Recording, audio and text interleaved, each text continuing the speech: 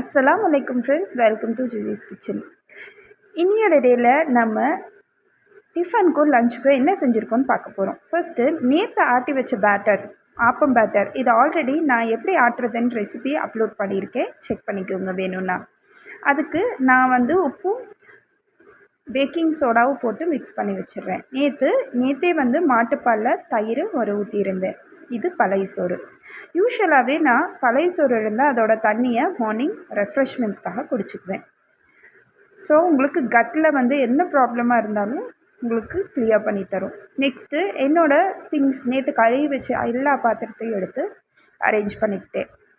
அதோட நான் லஞ்சுக்கு உண்டான அரிசியை சோக் பண்ணுறதுக்காக எடுத்து நல்லா வாஷ் பண்ணிவிட்டு நல்ல தண்ணியில் சோக் பண்ணி வச்சுக்கிறேன்.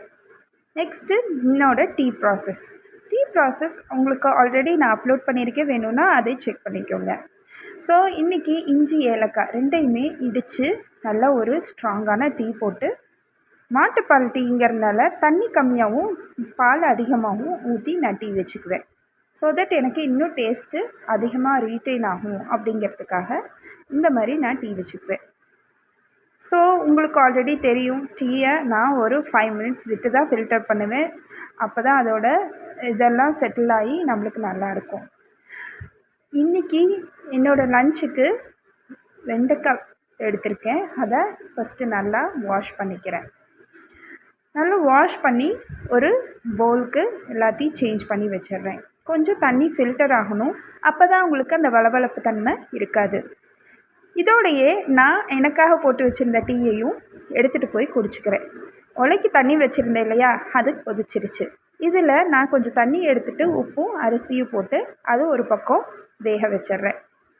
ஸோ அது வெந்துட்டுருக்க நான் இந்த வெண்டைக்காயெல்லாம் எடுத்து கட் பண்ணி வச்சுக்கிறேன். எத்தனை பேர்த்துக்கு இந்த அனுபவம் இருக்குது? ஆல்மோஸ்ட் 90s கிட்ஸ் தான் இதெல்லாம் நம்புவோம்.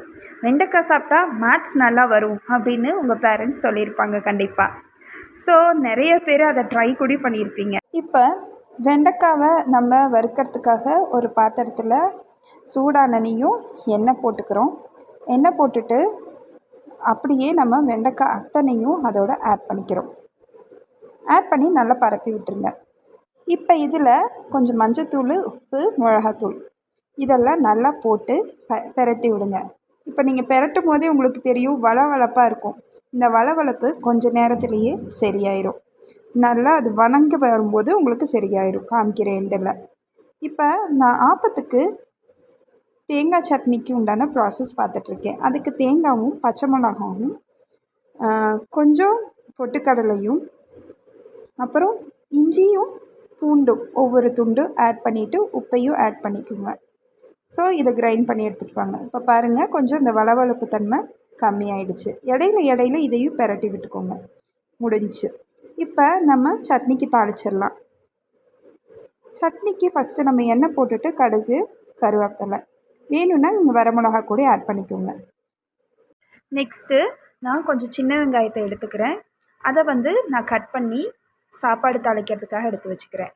அதே பாத்திரத்தில் எண்ணெய், கடுகு, கருவேப்பிலை, பச்சை மிளகா, வெங்காயம், மல்லித்தழை இதெல்லாம் போட்டு நல்லா வணக்கிட்டு எடுத்து வச்சுருங்க. இப்போ அதில் தோசைக்கல் வச்சிடுறேன் ஆப்பத்துக்காக.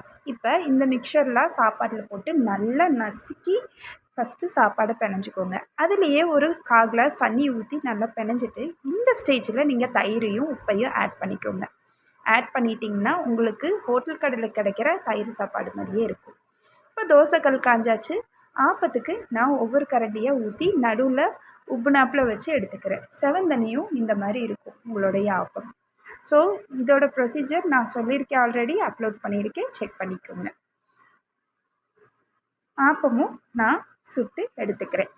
எடுத்துட்டு அவ்வளோதான் ஃப்ரெண்ட்ஸ். ரொம்ப ரொம்ப ரொம்ப ரொம்ப மொறுன்னு கிறிஸ்பியாக வேணும்னா இன்னும் கொஞ்சம் நேரம் விட்டு எடுத்துக்கோங்க. இதுதான் ஆப்பம் ரெடி, சட்னியும் ரெடி. இப்போ நம்மளோட டிஃபன் ஐட்டம் ஆல்மோஸ்ட் ரெடி. லஞ்சுக்கு நான் கர்ட் ரைஸும் தென் வெண்டைக்காய் பொரியலும் செஞ்சுருக்கேன். வாங்க சாப்பிட்லாம். Hope you like this video.